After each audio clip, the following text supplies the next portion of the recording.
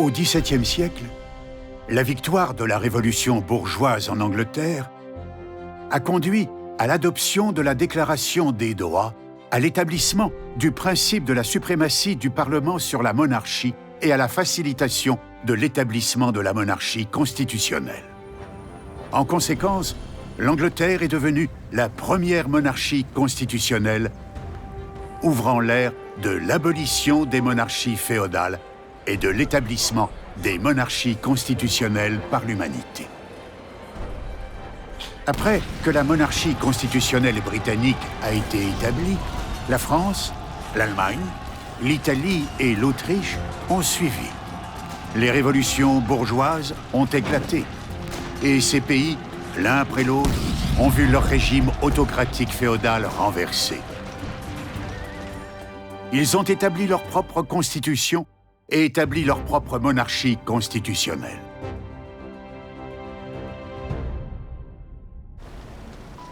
L'industrie et le commerce britanniques ont prospéré après l'ouverture de la nouvelle route maritime, promouvant le développement du capitalisme au Royaume-Uni et la création d'une demande importante de ressources.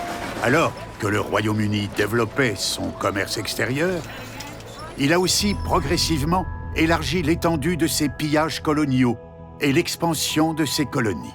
Certaines nations et certaines régions d'Europe, d'Afrique, d'Asie, d'Amérique du Nord, d'Amérique du Sud, d'Océanie et d'Antarctique, ainsi que dans le Pacifique, l'Atlantique, l'océan Indien, l'océan Antarctique et l'océan Arctique, toutes sont devenues des colonies britanniques les unes après les autres.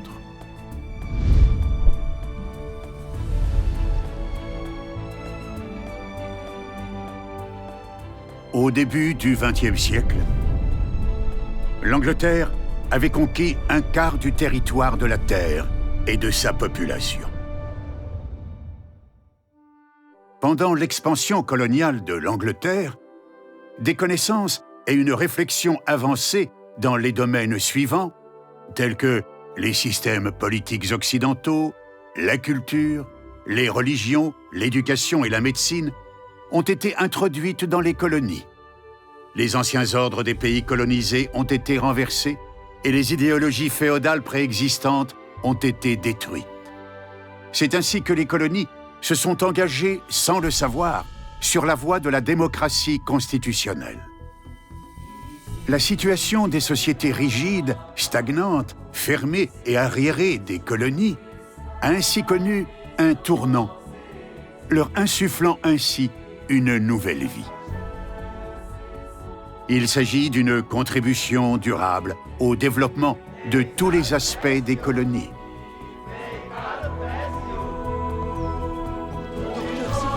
Sauvez mon frère.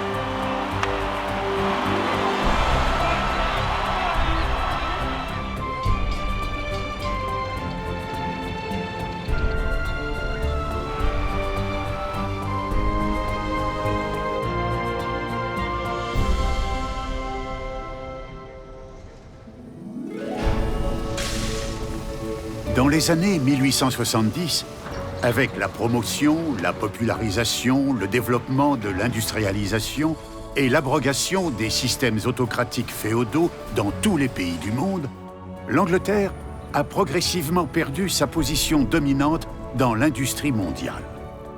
Et après les deux guerres mondiales, ces colonies ont, une par une, accédé à l'indépendance. L'Angleterre se dirigeait vers le déclin, achevant sa mission dans l'histoire.